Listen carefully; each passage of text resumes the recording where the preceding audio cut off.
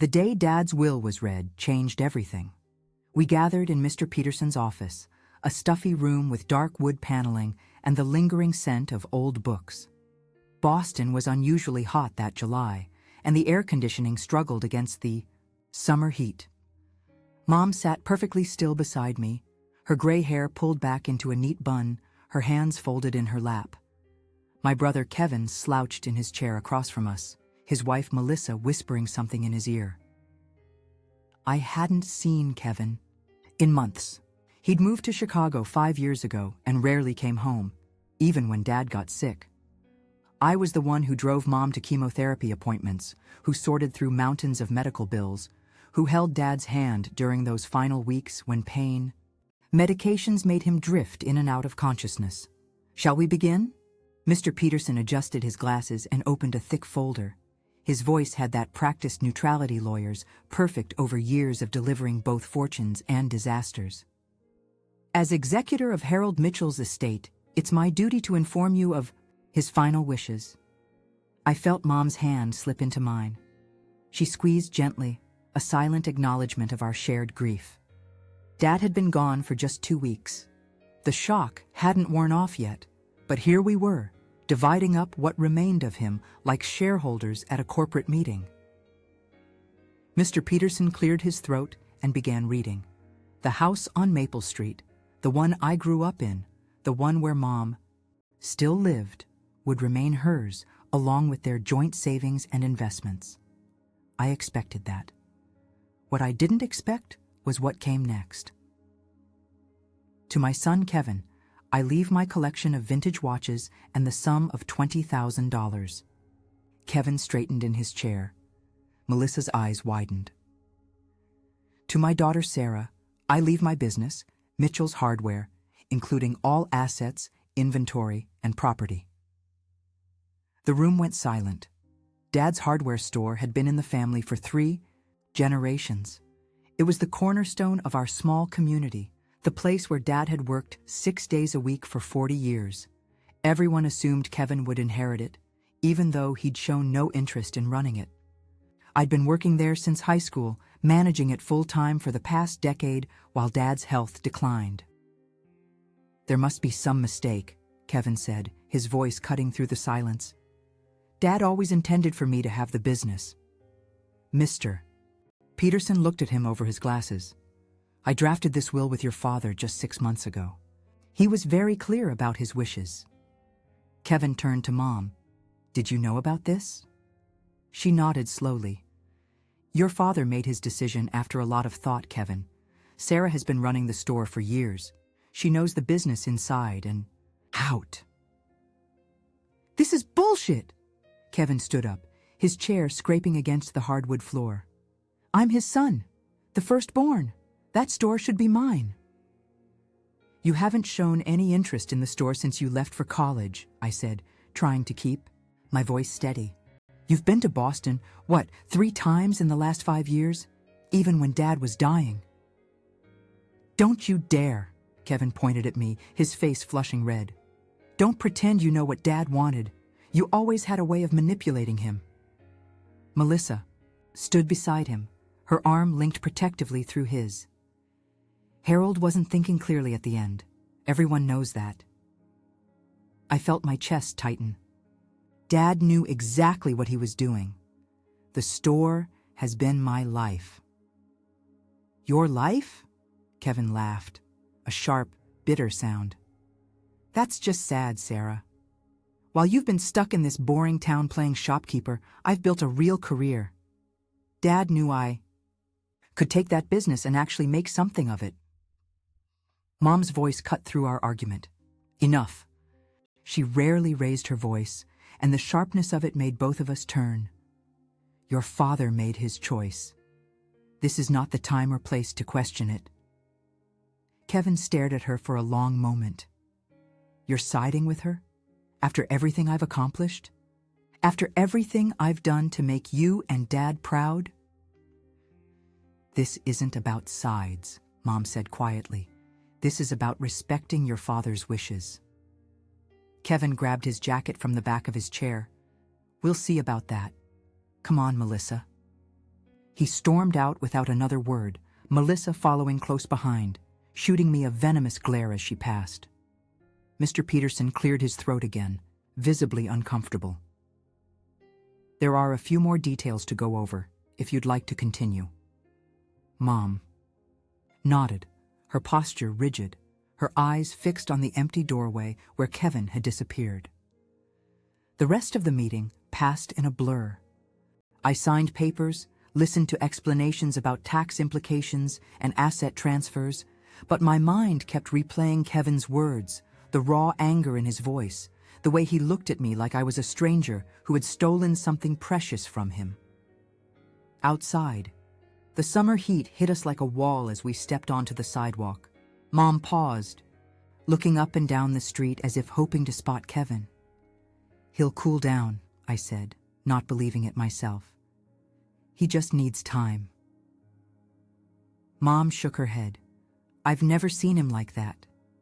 Her voice trembled slightly. "Your father worried about this, about how Kevin would react.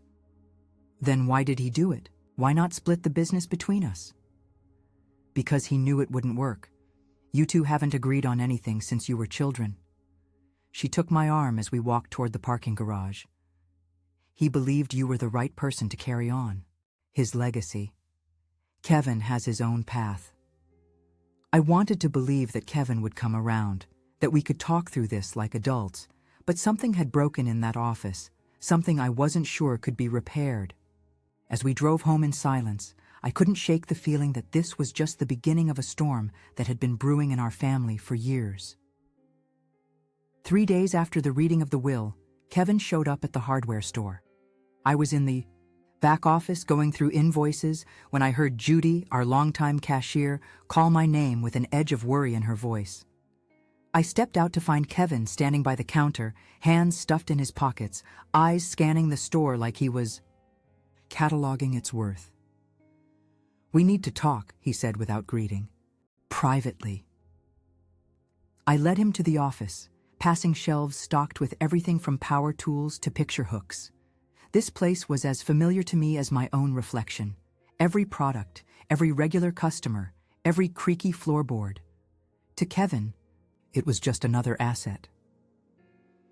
"Nice setup you've got here," he said, as he closed the door behind us. "Bet you can't wait to get your hands on everything." I sat behind Dad's old desk, my desk now. "That's not fair, Kevin. I've been running this place for years." "Playing store manager isn't the same as owning the business." He remained standing, too agitated to sit. "Did you know Dad changed his will? Did you pressure him when he was sick?" The Chakan accusation stung. I had nothing to do with Dad's decision. I was as surprised as you were. "Bullshit." He leaned forward, palms flat on the desk. "You've always been the good child, haven't you? Always there, always helping, making sure Mom and Dad knew how dedicated you were while I was the villain, for moving away and building my own life." "That's not true. No one thought you were a villain for leaving." "No? Then why am I being punished for it?" I took a deep breath. "This isn't a punishment, Kev. Dad made a business decision. I'm the one who knows how to run this place." "A business decision?" He laughed. "This store has been in our family for generations. It should be shared equally, not handed to you because you happen to stick around." I didn't just happen to stick around. I chose to stay and help Dad. Where were you when he needed someone to take him to doctor's appointments? When he couldn't manage inventory anymore? When he couldn't even climb the stairs to the stockroom? Kevin's face darkened. I had responsibilities in Chicago, a career, a mortgage. I couldn't just drop everything. And I could? I put my life on hold for years. I canceled dates, missed vacations, worked 60-hour weeks when Dad got sick. "So this is your reward? Poor Sarah, making such sacrifices, deserves to inherit the whole business?" His voice dripped with sarcasm. I stood up, anger rising in my chest. It's not a reward. It's a responsibility. Dad trusted me to keep this place going, to take care of the employees who've been loyal for decades, to preserve what he built. And you don't think I could do that? Honestly, no. You haven't shown any interest in this store since high school.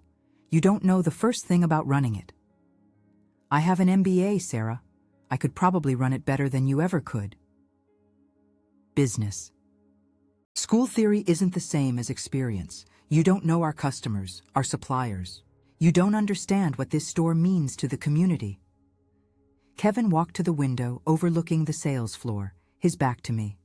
For a moment, he looked so much like Dad that my anger wavered. I spoke to a lawyer yesterday, he said quietly. I'm contesting the will. The words hit me like a physical blow. You can't be serious. He turned back to face me. I am. Dad wasn't in his right mind when he made these changes. He was on heavy medications. You had undue influence over him. That's not true, and you know it. Do I? All I know is that my father cut me out of my rightful inheritance, and somehow you ended up with everything that matters. The watches, I started. Don't insult me, he snapped. A few watches and some cash? That's my consolation prize? This store is worth millions, Sarah. The property alone, in this part of Boston? And there it was. Kevin didn't care about the business. He cared about its value. So, that's what this is about? You want to sell it? He shrugged. It would be the smart move. This type of retail is dying anyway. The land could be developed into something more profitable. I felt sick. The thought of the store being demolished, replaced by condos or a chain restaurant, was unbearable. Dad would hate that.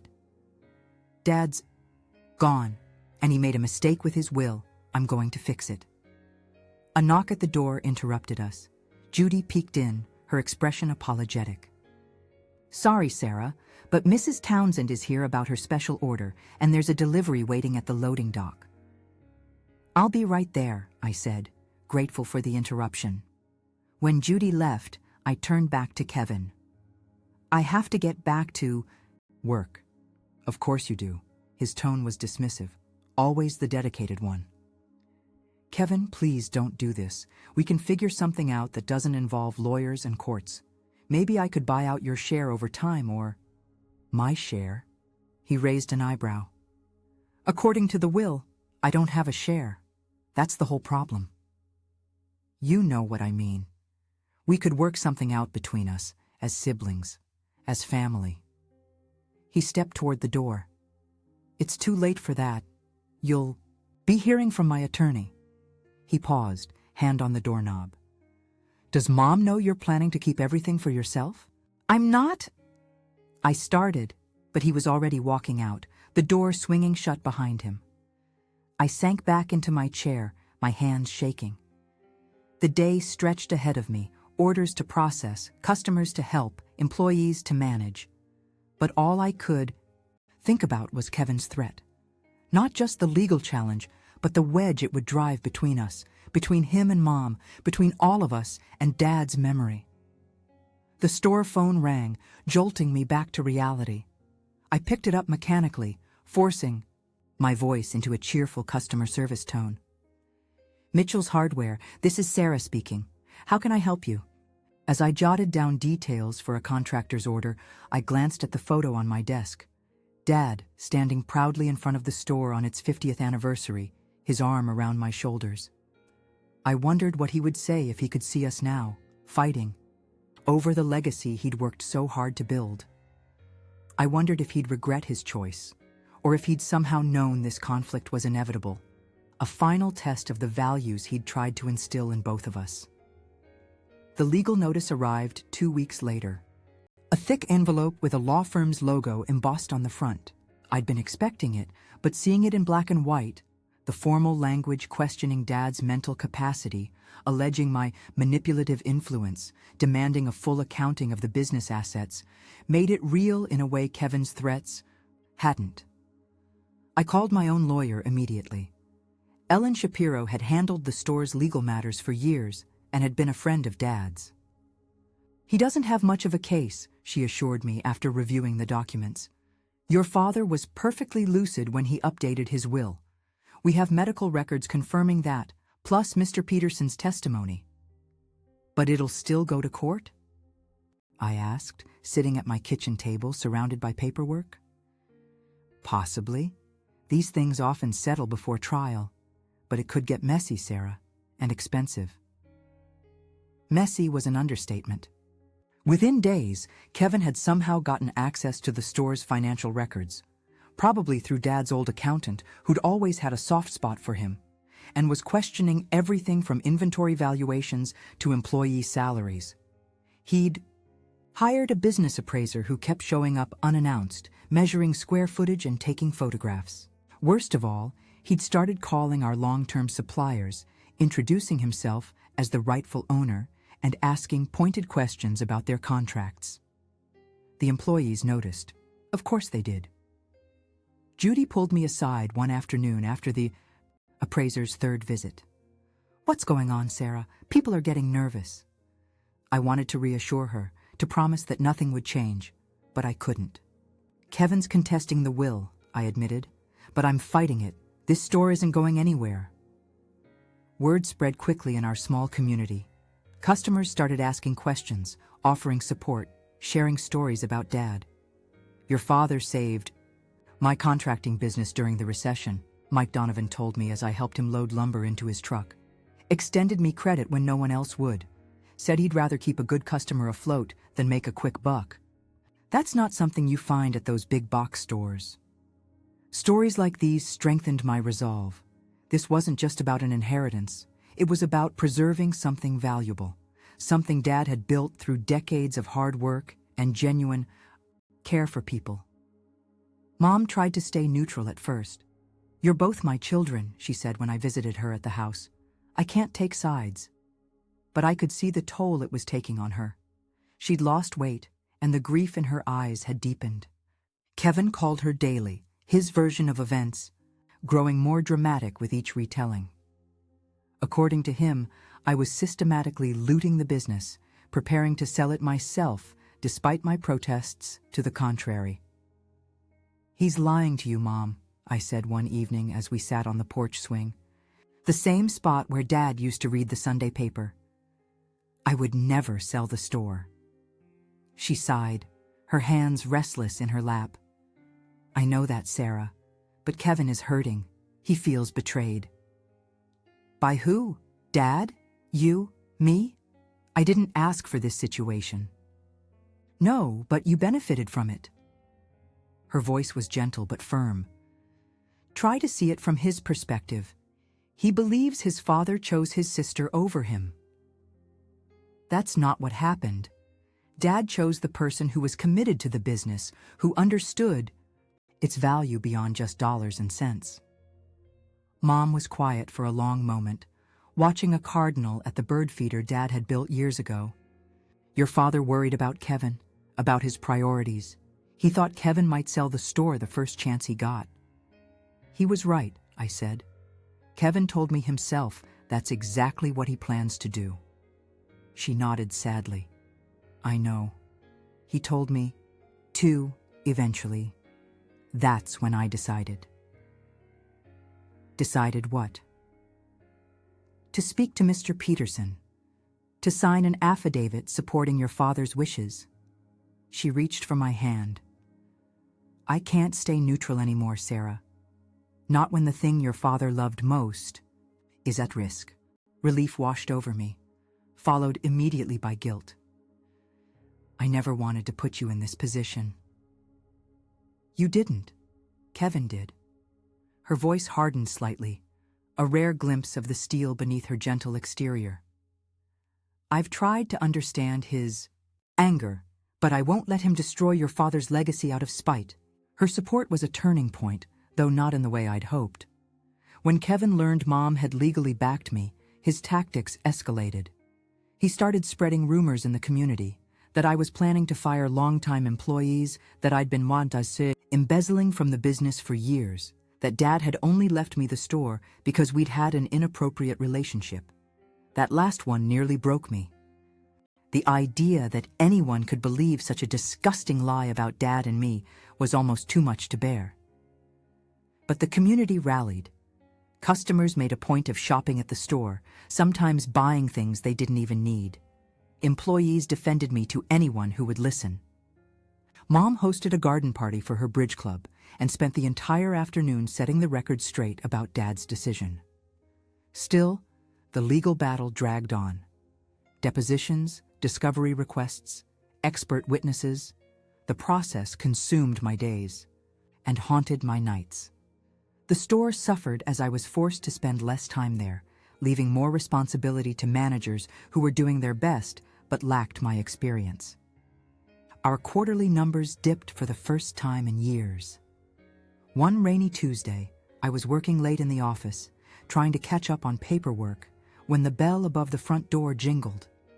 We'd closed an hour earlier, but I sometimes forgot to lock up when I stayed after hours. "We're closed," I called out, not looking up from the inventory spreadsheet on my computer.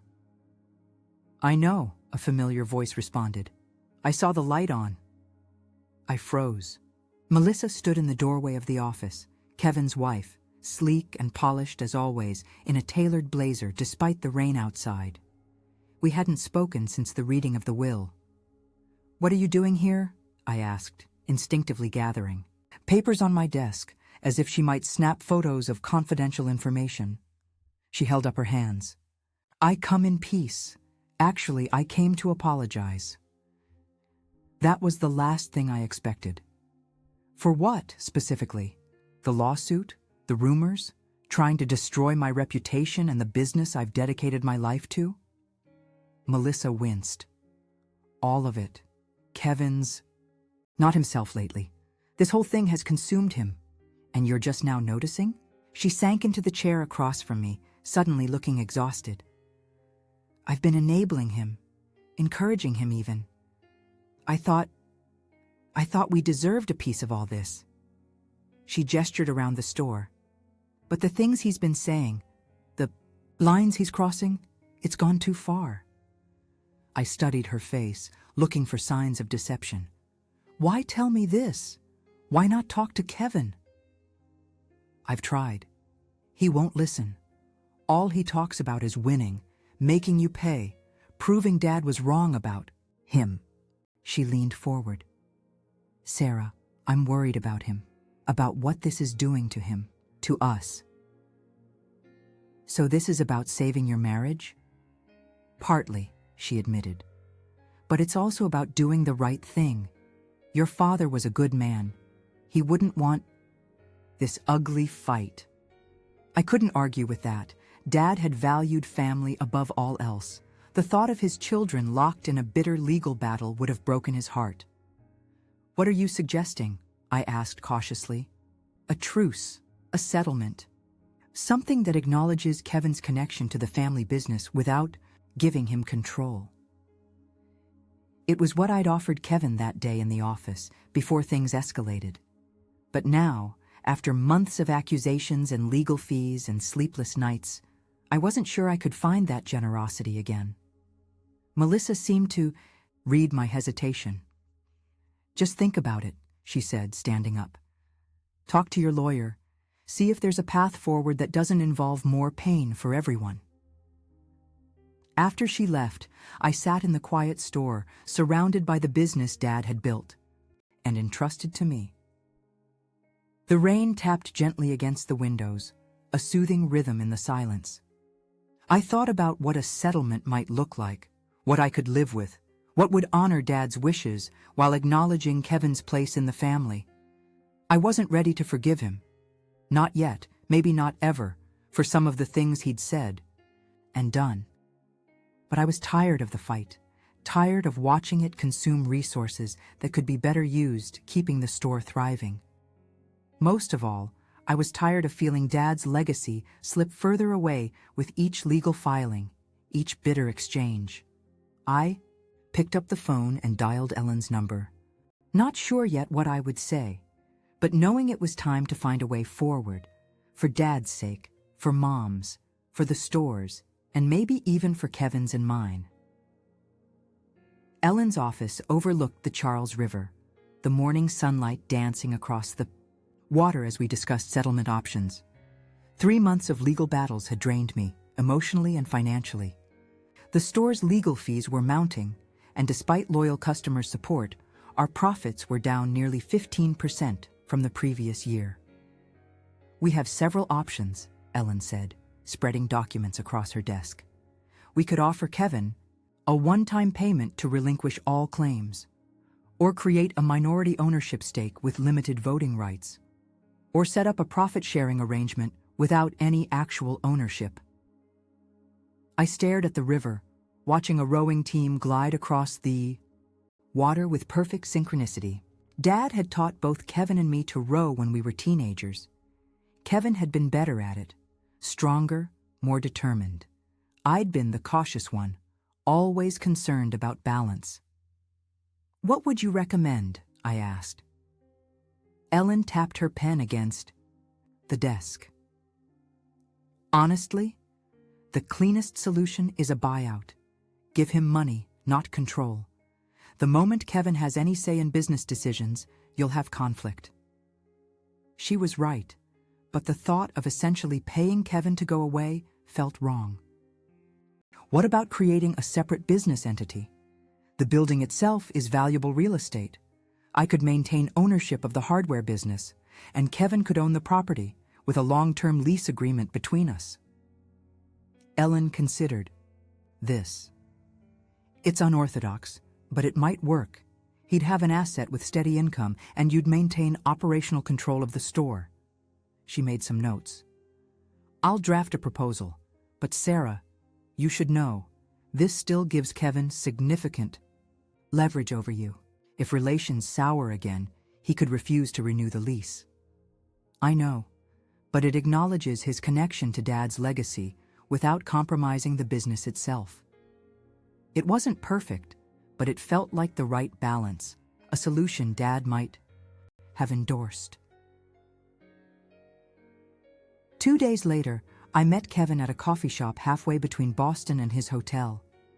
We'd agreed to meet without lawyers first, to see if we could find common ground before formal negotiations.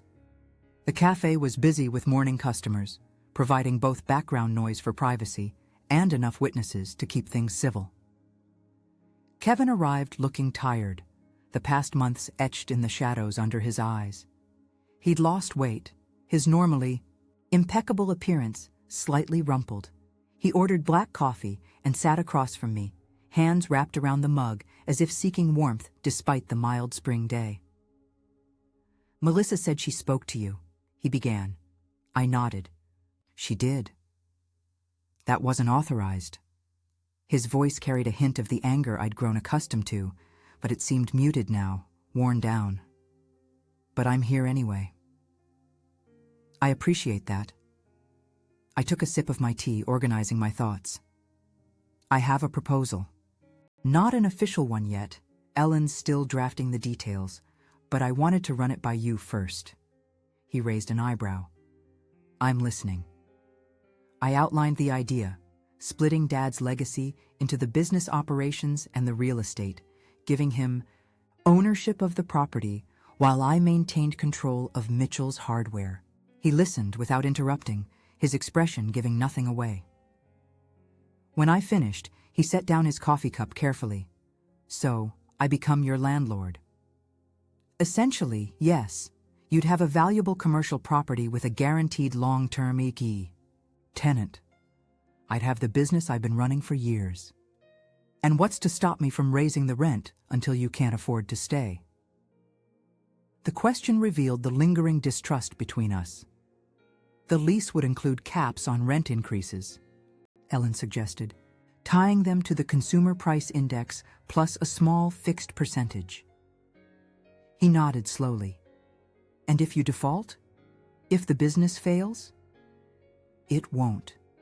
But the lease would include standard provisions for that scenario." Kevin stared out the window, watching people hurry past on the sidewalk. "Why not just buy me out completely? Clean break?" "Because Dad wanted both of us to have a connection to what he built. This way, we're both still linked to his legacy, just in different ways. Something flickered across his face. Surprise, maybe, or a reluctant appreciation. You've thought this through. I have. I hesitated, then added, I don't want to keep fighting, Kevin. It's killing Mom, it's hurting the business, and I think it's hurting you too. His jaw tightened. Don't pretend you care about me now. I do care. You're my brother. The words felt strange after months of treating each other like enemies. We used to be friends, remember? Before all this. For a moment, I glimpsed the brother I remembered.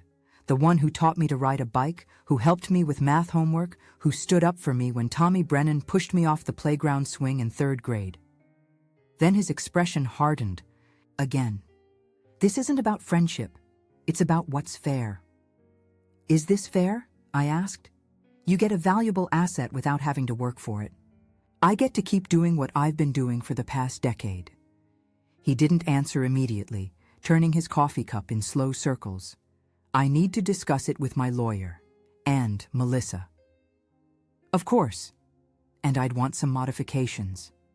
The initial lease would need to be at least 15 years. And I'd want first right of refusal if you ever decide to sell the business. I nodded. That seems reasonable.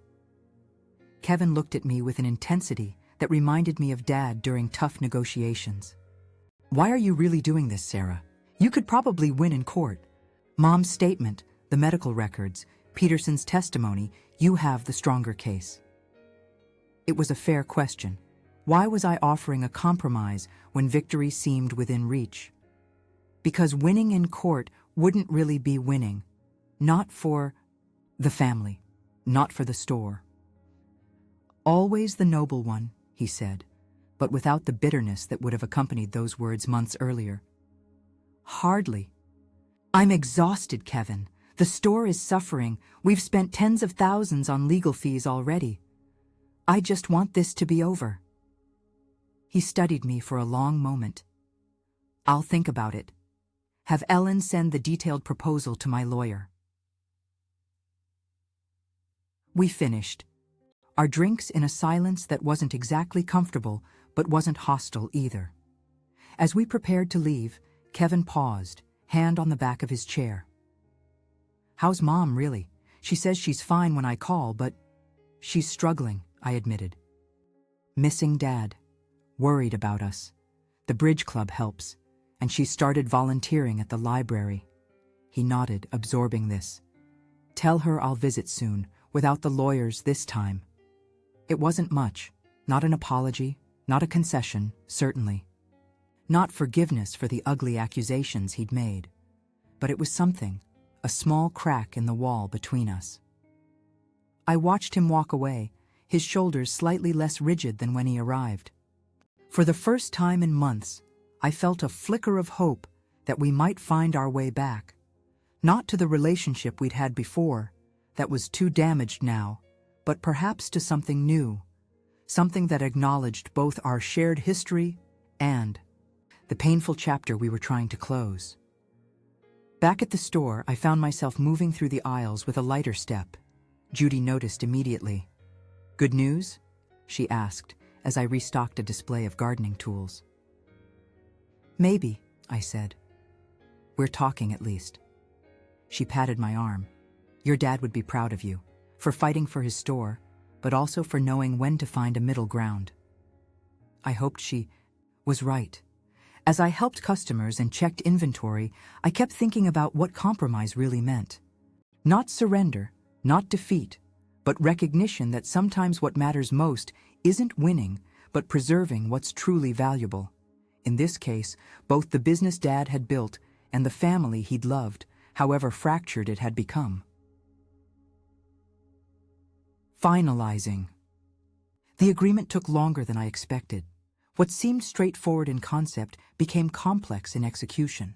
Our lawyers exchanged drafts for weeks, haggling over details like maintenance responsibilities, insurance requirements, and what constituted reasonable rent increases. Each revision brought new questions, new points of contention.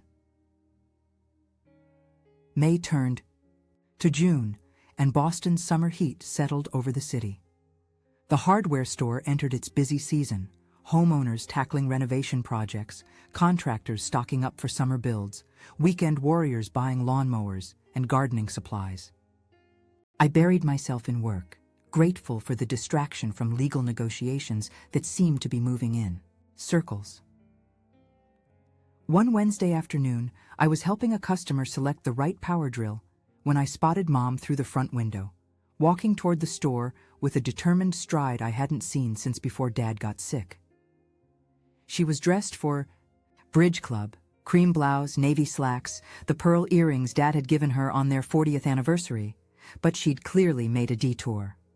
She waited until I'd finished with the customer, then motioned me toward the back office. "We need to talk," she said, her voice low but firm.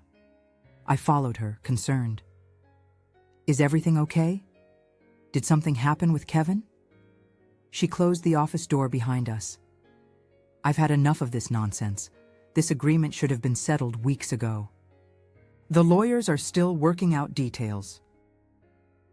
"The lawyers are billing hours," she interrupted, settling into Dad's old chair with an authority that momentarily took my breath away.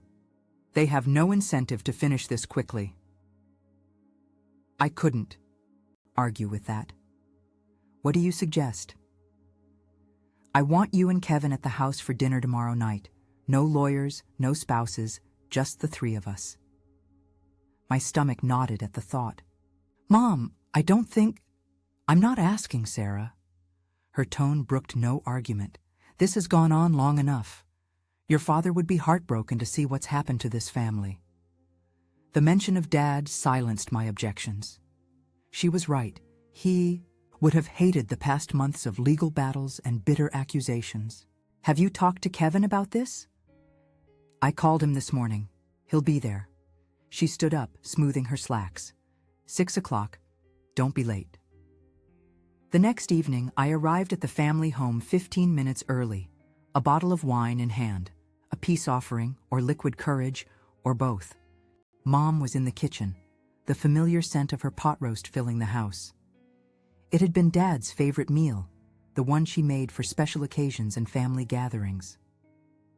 "Can I help?" I offered, setting the wine on the counter. She handed me a stack of plates. "Set the table. The good china." The good china meant business. I arranged the delicate plates and crystal glasses, memories washing over me with each placement. Sunday dinners, holiday meals, celebrations of school achievements and job promotions, this table had witnessed our family's history, good and bad. The doorbell rang at 6 on the dot. Kevin had always been punctual, a trait Dad had instilled in both of us. I stayed in the dining room, listening as Mom greeted him, their voices a muted murmur from the entryway. Then footsteps, and he was there, standing awkwardly in the doorway. "Sarah." He nodded, as formal as if we were meeting for a business transaction, which in a way, we were. "Kevin." I returned the nod, then gestured to the table. "Mom's bringing out the good china." A flicker of understanding crossed his face. The good china had been a warning signal throughout our childhood, a sign that whatever was happening required our best behavior. Mom joined us, carrying a basket of rolls. "Sit, both of you. Let's eat before everything gets cold." Dinner began in strained silence, broken only by requests to pass dishes and Mom's pointed questions about our lives outside the conflict. Yes, Kevin's firm was doing well. Yes, the store was recovering from the spring slump. No, Melissa's parents weren't visiting this summer. Simple, safe topics that carefully avoided the reason we were gathered. It wasn't until Mom served Dad's favorite apple pie for dessert that she finally addressed the elephant in the room. "I spoke with both your lawyers today." Kevin and I exchanged surprised glances. "You did what?" he asked. "I told them this has dragged on long enough."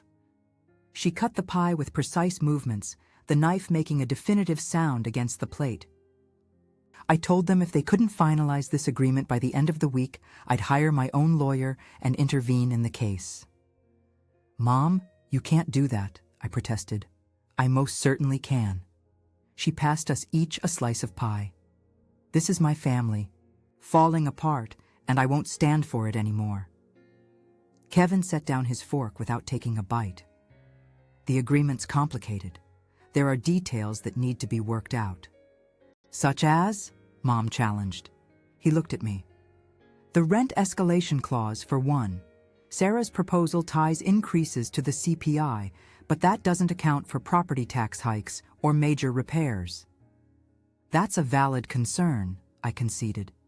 We could add a provision for extraordinary expenses to be shared proportionally. Mom nodded approvingly. What else? Kevin hesitated. The right of first refusal if Sarah decides to sell the business.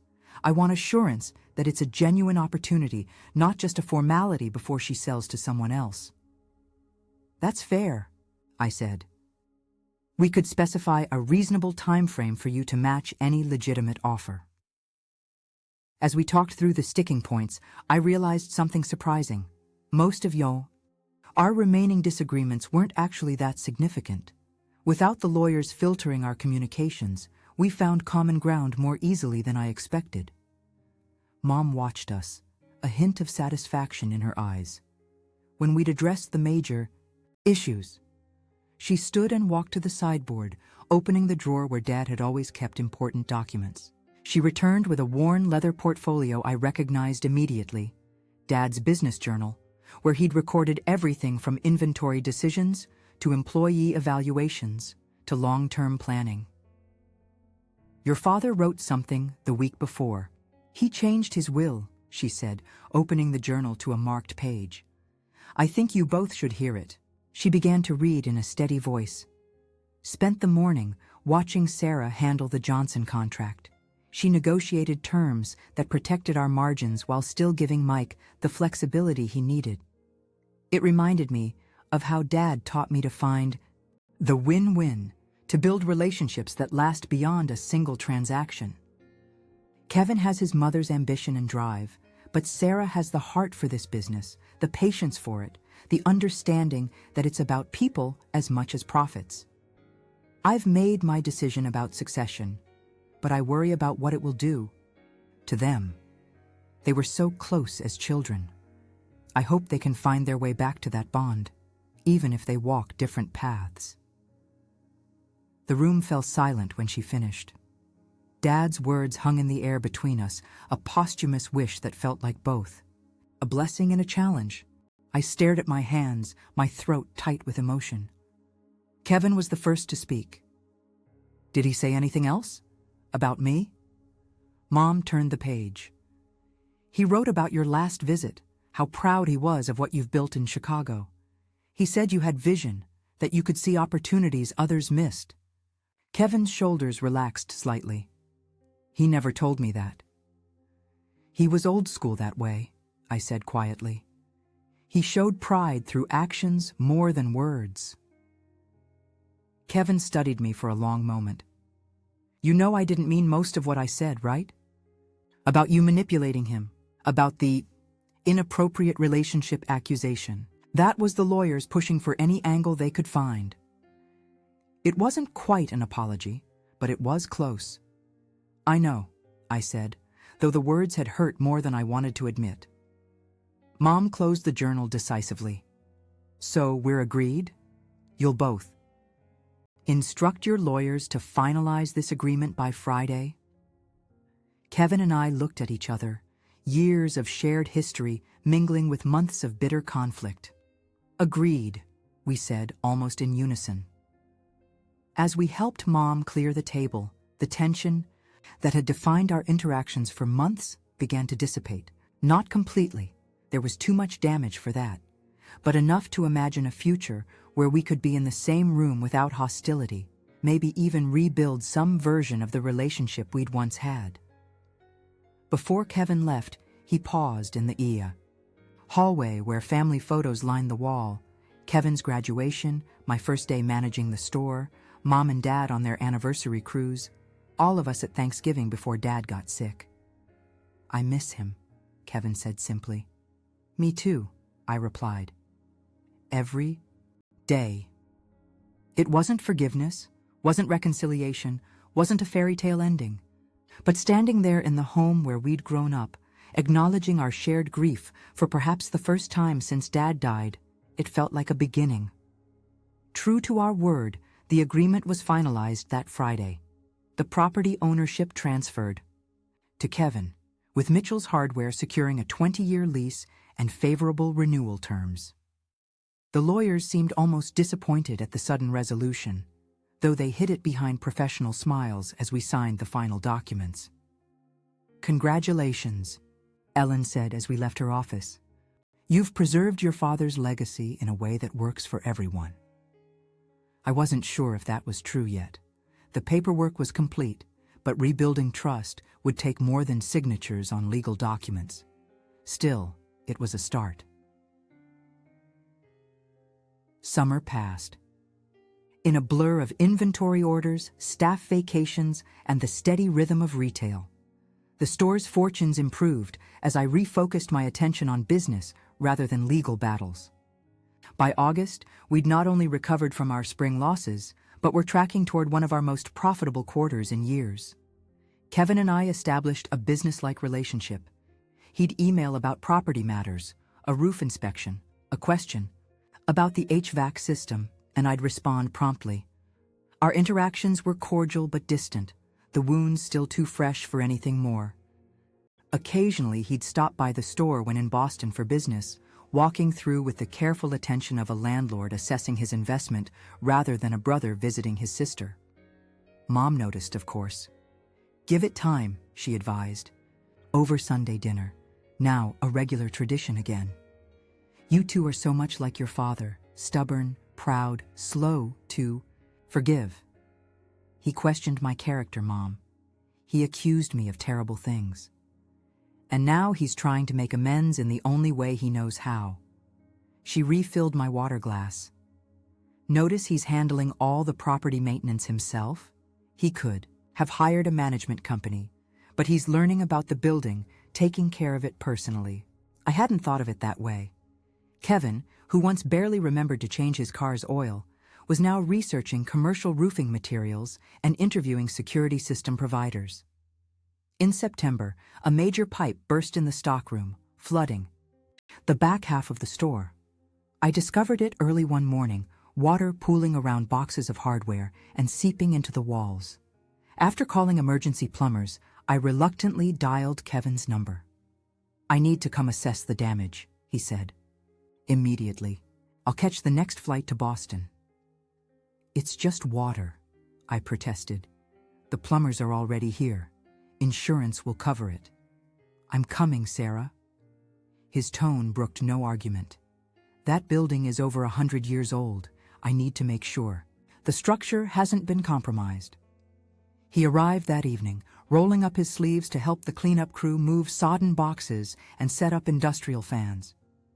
I watched him direct contractors with unexpected competence, negotiating with the insurance adjuster with the same determination Dad had always shown in business dealings. "You're good at this," I observed as we took a break, sharing coffee from the deli next door. He looked surprised. "Thanks. I've been reading up on commercial property maintenance. It's interesting, actually." Interesting. The Kevin I knew considered changing a light bulb to be beyond his skill set. He smiled ruefully. People change. We worked side by side until midnight, salvaging inventory and coordinating repairs. It felt strangely familiar, reminiscent of the times we'd helped Dad with store projects as teenagers, painting the exterior one summer, installing new shelving another. As we finished, Kevin surveyed the damage with a critical eye. "The floor will need to be replaced," he said, "and probably some of the lower drywall, but the main structure looks sound." I nodded, exhaustion settling into my bones. "Thank you for coming. You didn't have to." "Yes, I did." He hesitated, then added, "It's not just an investment, Sarah. It's still Dad's store to me." Something shifted between us that night. The next morning, over breakfast at a local diner, our conversation wandered beyond property repairs to memories of Dad, updates on Mom, even cautious inquiries about each other's lives. Kevin asked about longtime employees, remembering names.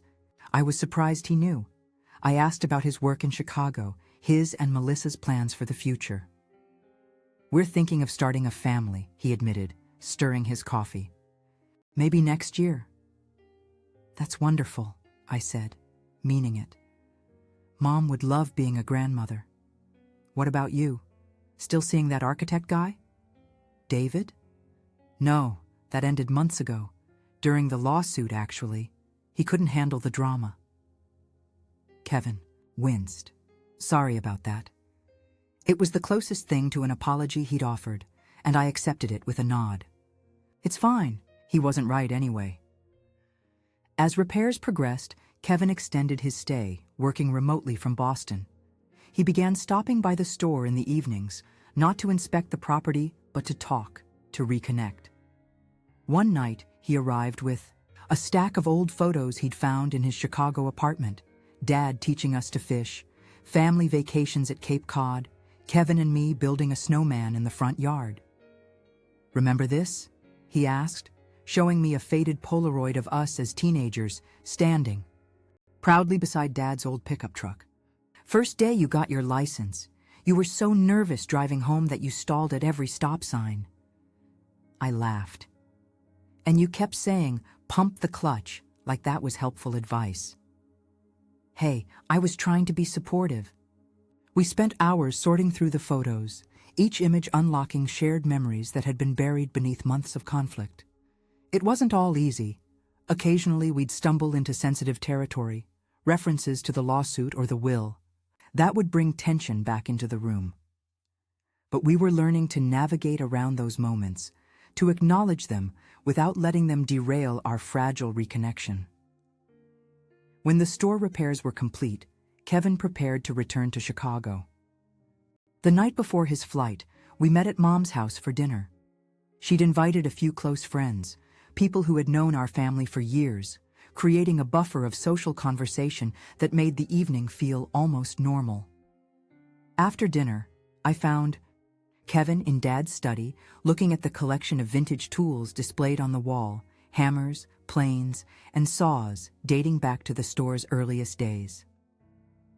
"Dad offered me these once," he said quietly. "When I graduated business school, said I should hang them in my office as a reminder of where I came from." "Why didn't you take them?" He shrugged. "I was trying so hard to be my own person, to build something separate from the family business. I thought refusing them was some kind of statement of independence." I studied the tools, weathered and worn, but still beautiful in their craftsmanship. "You could take them now. I'm sure Mom wouldn't mind." Kevin shook his head. "They belong here, or at the store maybe, part of the Mitchell legacy." "The legacy is bigger than the store, you know. It's in both of us, in different ways." He turned to face me. "I'm sorry, Sarah, for everything. The accusations, the lawsuit, dragging Mom into it. I was hurt and angry, and I lashed out in ways I'm not proud of. The apology I'd been waiting for all these months caught me off guard." "What changed?" "Perspective, I guess. These past few weeks, being back here, working on the store, talking with you and Mom, I started to understand why Dad made the choice he did." He ran his fingers along the edge of Dad's desk. "You belong in that store in a way I never did. It's not just a business to you. It's a calling, a community, a continuation of something Dad valued." I blinked back unexpected tears. "Thank you for saying that." Don't get me wrong, I still think he should have talked to me first, prepared me somehow. But I understand now that it wasn't about loving you more or valuing you more. It was about the right fit. We stood in comfortable silence for a moment, surrounded by Dad's books and memorabilia, the echoes of his presence still strong in this room. "So what happens now?" I asked finally. "You go back to Chicago, I stay here, and we email about gutter cleaning and property taxes? Kevin smiled. I was thinking we might try something more ambitious, like regular phone calls, maybe even visits that don't involve plumbing emergencies. Radical concept, I teased. Next thing you know, we'll be having civil holiday dinners. Let's not get carried away. His tone was light, but his eyes were serious. I know we can't go back to how things were before. Too much has happened. But I'd like to try moving forward, if you're willing. I thought about Dad's journal entry, his hope that we might find our way back to some version of the bond we'd had as children. We weren't there yet, might never fully recapture that uncomplicated connection. But standing in Dad's study, I could almost feel his approval of this fragile new beginning. I'm willing, I said, extending my hand in a gesture that was part business agreement, part familial reconciliation. Kevin took it, his grip firm and familiar. Then we have a deal, partner. It wasn't the ending I'd imagined when this all began. It was messier, more complicated, less definitive. But as we rejoined the others, walking side by side into the living room where Mom waited with barely concealed hope in her eyes, I realized it wasn't really an ending at all. It was just another chapter in our family's story, one that acknowledged both the painful fractures of the past and the possibility of healing in the future. The store would continue, as would Kevin's career, in Chicago. Mom would host Sunday dinners, bridge club meetings, and eventually, hopefully, grandchildren's birthday parties. We would all carry Dad's legacy forward in our own ways, separate but connected by the invisible threads of shared history and cautious forgiveness. It wasn't perfect, wasn't the seamless family portrait that hung in the hallway from happier times. But it was real, hard-won, and, like Dad's beloved hardware store, built to last through whatever storms might still come our way.